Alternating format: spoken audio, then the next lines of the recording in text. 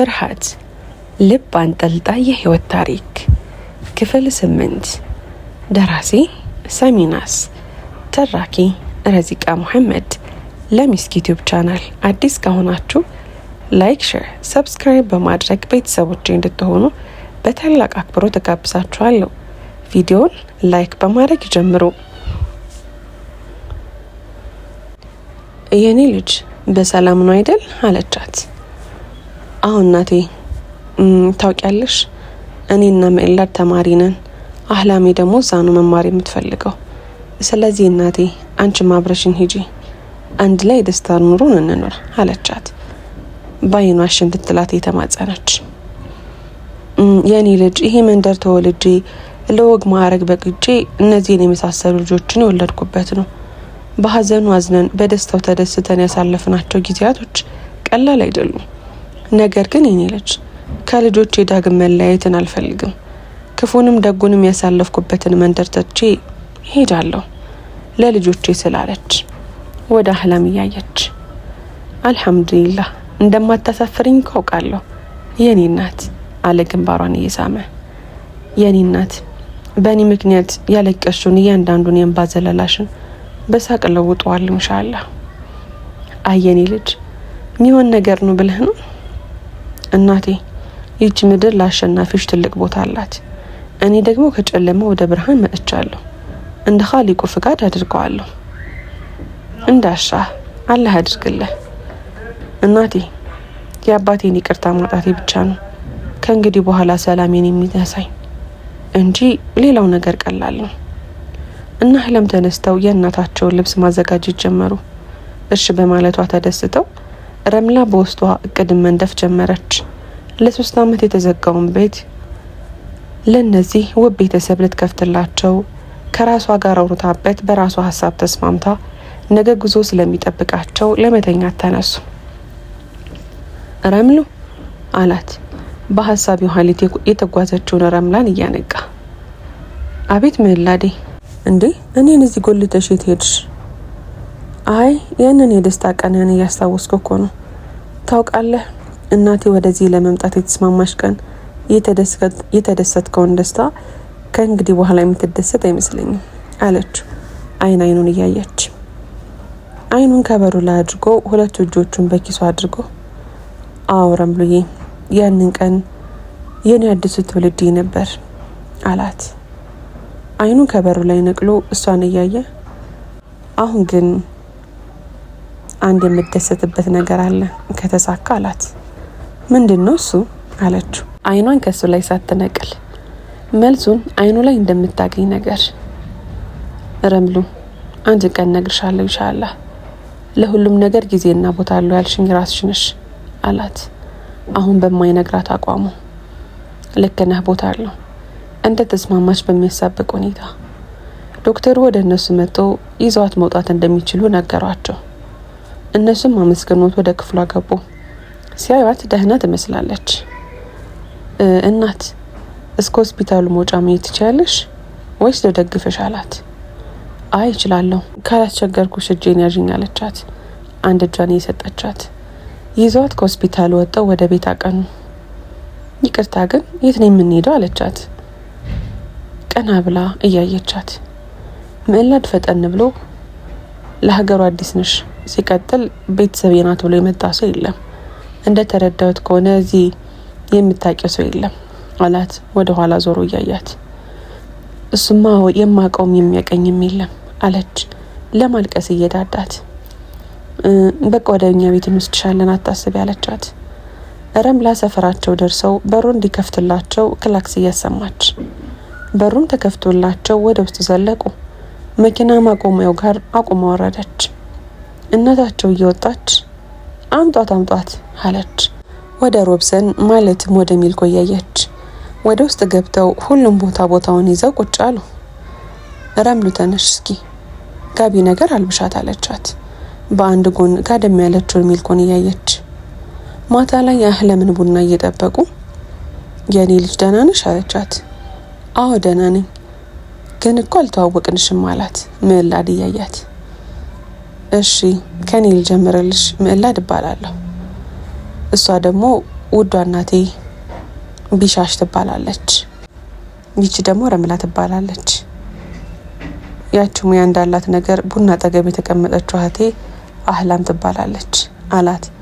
የእሷን ስም እንድትነግረው እያያት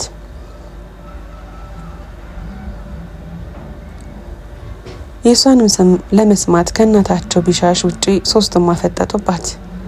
እሷን እየጠበቁ መሆኑ ስለገባት እኔ ደግሞ ሮብሰን እባላለሁ ከሀረር ነው የመጣሁት አለች። ፊቷን አይተው እንደዋሸች የሚያውቁባት መስሏት አቀርቅራ ነገረቻቸው። እየጠበኩሽ ነው አላት። ለብቻቸው ዝም ካለ ስፍራ ላይ ቁጭ ብለው ምዕላድ ለምን እንደጓጓህ ባላውቅም ባላወራውና የውስጤን ቁስል ዳግም ባይመረቀዝ ደስ ይለኝ ነበር፣ ግን ደግሞ ልነግረ ተስማምቻለሁ አለች። አንዴ እሱን አንዴ ደግሞ በእጇ ያዘችውን ዲያሪ እያየች ተወልጄ ያደግኩት እዚሁ ነው። በጣም ሀብታም ከሚባል ቤተሰብ ነው የተገኘሁት። አንደኛ ደረጃና ሁለተኛ ደረጃ ትምህርቴን በጣም ቅንጡ የሀብታም ልጆች ብቻ ከሚማሩበት ትምህርት ቤት ነው የተማርኩት። ለቤቱ የመጨረሻ ልጅ ከመሆኔ አንፃር ምንም ሳይጎልብኝ ነው ያደግኩት። አንድ ታላቅ ወንድም አለኝ፣ አልዋዝ ይባላል። በጸባዩ ትንሽ አስቸጋሪ ነገር ነው። አባቴ ደግሞ አይደን ይባላል። በጣም ታጋሽና ለነገራቶች የማይቸኩል ሰው ነው። እናቴ ደግሞ አምለን ትባላለች። ቁጡ ናት። ነገራቶችን ቶሎ ትወስናለች። በጣም ቁጥጥር በበዛበት አኳኋን ያሳደገች። ዲኗ ላይ ቀልድ አታውቅም። ቤት ውስጥ አክትመን ነው መድረሳ ይላከችን። ይሄ ነገር ወንድሜን ያበሳጨዋል። ሆኖም በጣም ነው የሚወዳት። አንድ ቀን አልታዘዝም ብዬ የመታኝ ምት አለች። ቅጽበቱ ትዝ ብሏት ፈገግ እያለች ወንድሜ ጠባቂ ነው። እሱ ካለ አንድ ሰው አይጠጋኝም። በቃ ለቤተሰቡ ያለው ቦታ ይለያል። አይኖቿን ባቀረሩ አሁንም ከኔ ጋር እንደሆነ ነው የሚሰማኝ። ከዛ አንድ ቀን አጎቴ የቤተሰብ ስብሰባ ብሎ ጠርቶን ወደዛ ለማምራት ዝግጅት ጀመርን። እናቴም አባቴም በራሱ ምርጫ ተመሳሳይ ልብስ እንዲለብሱ አድርጎ ወደ እኔ መጣ። የኔና የሱንም ልብስ በራሱ ምርጫ መርጦ እንድለብስ አደረገኝ። በጣም አምሮብን ወጣን። በዚህ ጊዜ አባቴ ልጆቼ ዛሬ ደስ አላለኝም፣ እንቅር፣ ነገ አላህ ካለ ይቅርታ ጠይቀነው እንሄዳለን አለ። አባቴ ደግሞ ምን ማለት ነው? እንዲህ ፏ ብለን ከወጣን በኋላ እንመለስ? አራ አይነፋም። አባትየው መንዳት ደብሮ ከሆነ እኔ ምተካለሁ አለ ወንድሜ ወደ ጋቢና እየገባ። ምን አለ ሰምታ ነው በሆነ የዘላለም ጸጸት አሻከሙኝ ሄዱ አለች። መንታ ሆኖ የሚወርደውን እንባን እየጠረገች። ከዛ ተስማምተን ለመሄድ ተንቀሳቀስን። ታዲያ አለች መውራት እያቃታት በየመሃሉ የተፈጠረባትን ስቃይ ትዝ ሲላት፣ ረምሉ በቃ ይቅር ሌላ ጊዜ እናወራለን አላት። ሶፍትና ውሃ እየሰጣት አይ ቁስሌን ከነካካሁ በኋላ የምን ሌላ ቀን ነው ዛሬ ነው የማወራው አለች ከውሃው እየጠጣች። እሺ ግን ተረጋጊ። ከዛ መሀል መንገድ ላይ ከጭነት መኪና ጋር ተጋጨን አለች አቀርቅራ። ሜላ ደንግጦ አፉን ያዘ። እንዴት እንደተረፈችም ማሰብ ጀመረ። ከዛ አቅራቢያ ወዳለ ሆስፒታል አደረሱን። እኔ ብዙም አልተጎዳውም ነበር። እናቴና ወንድሜ ግን ሆስፒታል ከመድረሳቸው በፊት ህያውያኑን ተቀላቀሉ። አባቴ ግን ለአንድ ቀን እየታከመ ቆየ። አባቴን በነጋታውን ማየት እንደሚፈልግ ተናግሮ አጎቴ ይዞኝ ገባ። እኔ እግር አካባቢ እንጂ በጌታ የተአምር ምንም አልሆንኩም ነበር አለች ወደ ጭኗ ጭምቅ አድርጋ ይዛ። ከዛ ወደ ውስጥ አስገብተውኝ እኔ አጎቴና ሞት አፋፍ ላይ ያለው አባቴ ቀረን። ያን ዕለት እያስታወሰች የውሃ ሌት ተምዘገዘገች። የኔ ልጅ ሚስቴና ልጅ የቀደሙኝ አይደል አላባት። አባዬ ተወባክ ወንድሜ፣ እኔም ልከተላቸው ነው። ልጄን ተንከባክባ አሳድግልኝ። ከልጆች እሳት ላይ የኔ አበባ ወደፊትሽ ብሮ ይሆን የኔ ልጅ አደራ። ማንንም መንገድ ላይ ወድቆ ካየሽ አንሺ። ካንቺ በሚያንሱት ላይ የበላይ አትሆኚ። ጥበብን ተከታይ። ጥበብ የሁሉም ነገር መሪ ነው። ሰው ላይ ለምትተፊያቸው ቃላቶች ተጠንቀቂ። ንግግርሽ ሁሉ በጥበብ የተሞላ ይሁን። ያንቺ ጥበብ ቁርአን ነው። ቁርአንን አጥብቀሽ ያዢ። የኔ ልጅ ኋላሽን አትተይ፣ ወደፊትሽ የበለጸገ ነው አላት። እጇንና ግንባሯን እየሳመ ወንድሜ ያለኝን ሀብት በሙሉ በስሙ አድርግላት፣ ለአንተም የሚገባህን ውሰድ። በመልካም ነገር ሁሉ አጠገቧ ሁን፣ ከመጥፎ ከልክላት። ወንድሜ ያደራ አለ። ይችን አጭር ዓለም በሸሃዳ ለቀቀ። ረምላ ራሷን ስታወደቀች። አጎቷ ማድረግ ያለበት ቢጠፋው ዶክተር እያለ ተጣራ። ተባብረው እርዳታ አደረጉላት። ምዕላዴ የኔ ጨለማ ህይወት ሀብዬ የጀመርኩት የአባቴን ሞት ባየው ጊዜ ነው አለች፣ ጭንቅላቷን አጥብቃ ይዛ። በአንዴ ሙሉ ቤተሰብን ማጣት ማለት ምን ያህል ከባድ መሆኑን መረዳት አልከበደውም፣ ግን አደነቃት። ጠንካራ መሆኗን መሰከረ። ብቸኝነትን እንዴት እንዳሳለፈችም ወቅም ፈለገ። ታውቃለህ፣ ህይወት መንጠቅ ብቻ ነው የምታውቀው ብዬ ነበር ማምነው፣ ግን አይደለም። ከሁሉም ነገር ብቸኝነት ይከብዳል። አጎቴ አብሬው እንድኖር ቢለምነኝም እኔ ግን አልፈለኩም። ምክንያቴን አልጠይቀኝ፣ ግን በሰዓቱ በምግብና በመጠጥ ራሴን እየቀጣው መግደል ፈልጌ ነበር፣ ግን አልተሳካልኝም። ውስጥህ የሚፈጠር ትልቅ ፍርሃት ከባድ ነው። ሰምጠህ እንዳትቀር መጠንቀቅ አለብህ። የሆነ ቀን ላይ የእናቴንና የአባቴን እንዲሁም የወንድሜን ገላ ወደ ተሸከመው መንደር ሄድኩኝ። ለምን ጥለውኝ እንደሄዱ ልጠይቃቸው፣ ግን እናቴ ክፉ ናት። 9 ወር ተሸክማኝ 2 ዓመት ገደማ አጥብቃ ይዛኝ ለብቻዬ ትታኝ ከኔ ወንድሜን አስበልጣ እሱን ይዛ ሄደች። ያን ዕለት እናቴን እየወቀስኳት እያለ አባባን አያቴን አገኘዋቸው። እንዴ የእውነት አያትሽ አይደሉም እንዴ አላት። እስከ ዛሬ የልጅ ልጃቸው መስለው እንደነበረ እያሳበቀባት።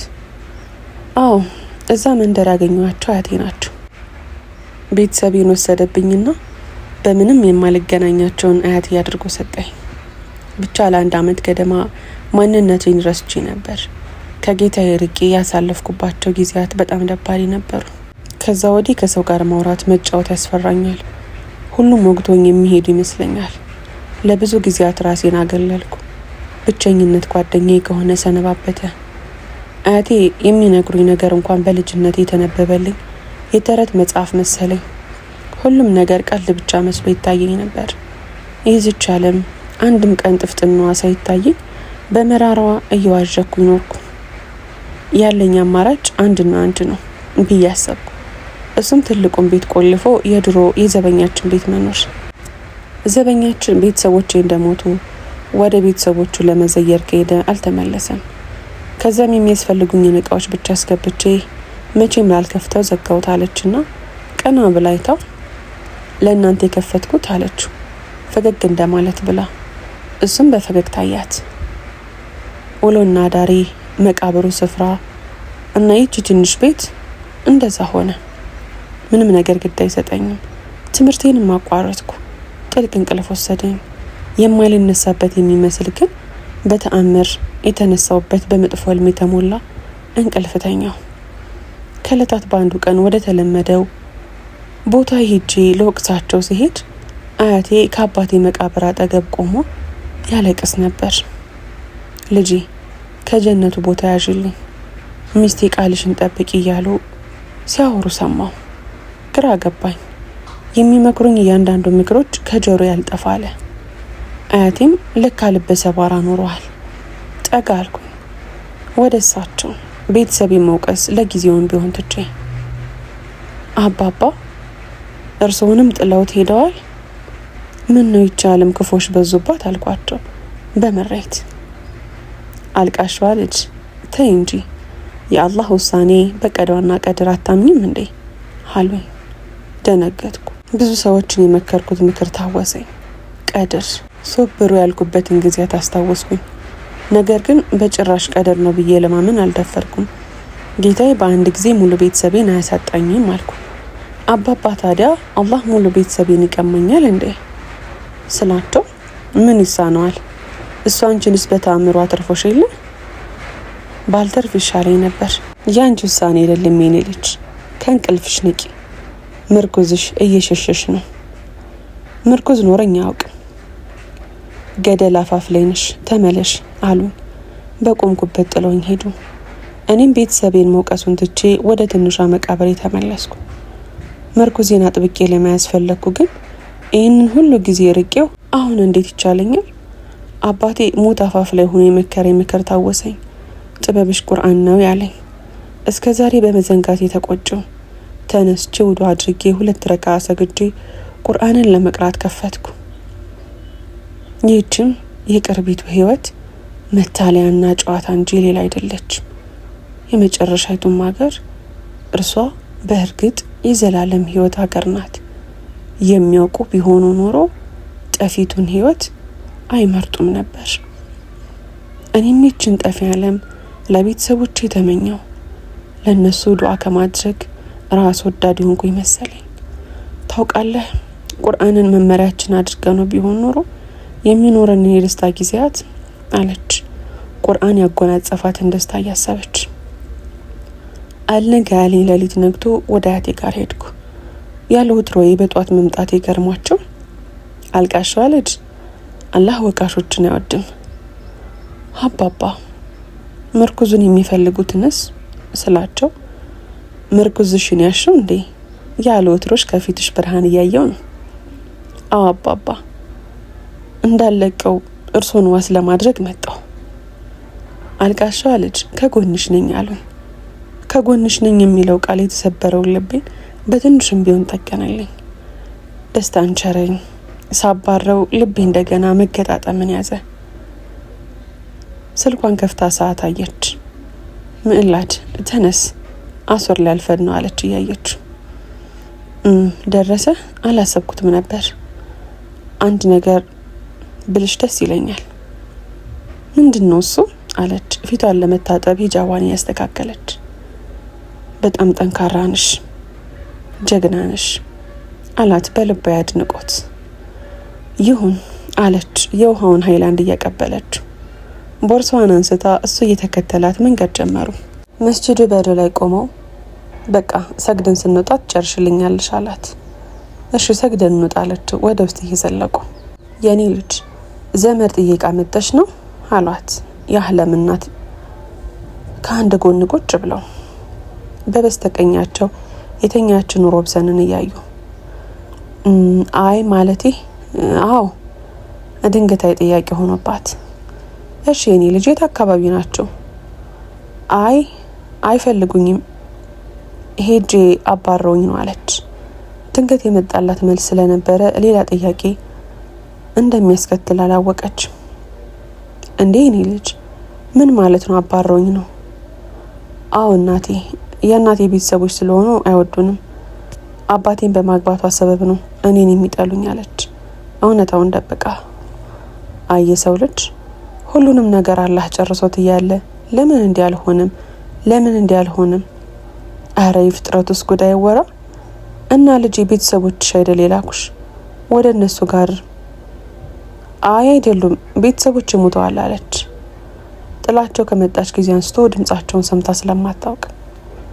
ወይ የኔ ልጅ አፈር በበላው፣ የኔ ልጅ ይሄ ቤትሽ ነው እንደፈለግሽ ኑሪ ያሏት ልባዊ በሆነ አዘኔታ። እሺ አመሰግናለሁ፣ እኔማ ዘመዶች ያልፈለጉኝ ሸክም እንደሆንኩባቸው አስቤ ነው ብያምኝ ተቀብያለሁ። ግን እናቴ ሸክም እንዳልሆንባችሁ ፈራለሁ ለእናንተም አለች ፊታቸውን ትኩር ብላ ያየች። አረ እንደሱ አይባልም የኔ ልጅ፣ ምንም ሸክም አትሆኝብንም። ቤቱን እንደ ቤትሽ፣ እኔን እንደ እናትሽ፣ ይን አህላሜንም ረምሉንም እንደ እህቶችሽ ያያችሁ አለቻት ባዶነት እንዳይሰማት እየተመኙ። እሺ እናቴ አለች በውስጧ። እስከ ዛሬ ለተበላሸው ህይወቷ ማካካሻ ይሆን ዘንድ የቤታቸው ኻዲም ለመሆን ራሷን ማዘጋጀት ጀመረች። እናቴ እስካሁን በቤት ውስጥ ኻዲም አላየውም፣ ኻዲም የለውም እንዲህ አለች በውስጧ የለም እንዲሏት እየተመኘች። አይ የኔ ልጅ ለ3 ልጆቼ እኔ አንሽ ነው ብለሽ ነው? ኻዲም አያስፈልግም። እሺ እናቴ እኔ ላግዞት እችላለሁ፣ የኔ ልጅ ችግር የለውም ሲሉ መለሱላት። አህላም ከጓደኞቿ ጋር ክፍል ውስጥ ቁጭ ብለው ሰሞኑን የሚያጠምዱትን ወንድ እያሰቡ ነው። አንድ ሀሳብ አለች ከመካከላቸው ቀና ብላ ረዝም ያለችው የወዲት። በቃ እናንተ ከኔ ጋር ጓደኛሞች በመሆናችሁ ኩራት ሊሰማችሁ ይገባል አለች እንደ መኮፈስ ብላ። ልክ ነሽ ሀቢብቲ፣ እስከ ዛሬ አፍረኝ የለ አለቻት።